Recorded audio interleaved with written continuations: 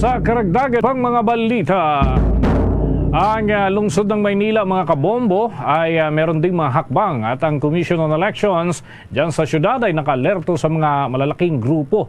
Inaasahan kasi baka raw magsabay-sabay itong malalaking grupo na mag-file ng kanilang kandidatura sa lungsod ng Maynila. Alamin natin ang update mula sa Star FM Manila.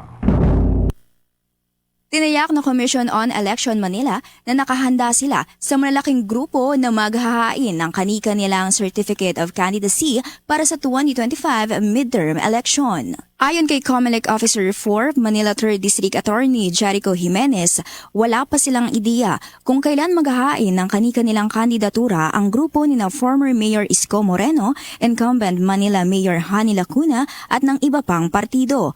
Anya, naging mapayapa ang una at ikalawang araw ng paghahain ng COC. Batay sa datos, aabot na sa 26 na city councilors at isang mayoral posisyon ang naghain ng kani-kanilang kandidatura. Based sa resolution ng COMELEC, three companions plus siyempre yung kandidato. The rest, pwede sila maghintay dun sa labas ng cinema.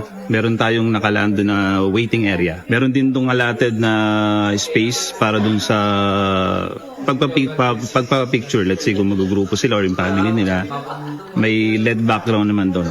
Una rito naghain na rin ng kanyang kandidatura ang apo ni dating Manila Mayor Alfredo Lim na si incumbent City Councilor Nino de la Cruz para sa kanyang ikalawang termino. Sinundan ito ni incumbent City Councilor Pamela Pogoso ng 3rd District para sa kanyang huling termino. Naghain rin ng kanyang COC ang kilalang PBA player na si Paul Alvarez. Bukod sa mga ito, naghain din ng kanilang kandidatura ang ilang independent candidates ngayong araw.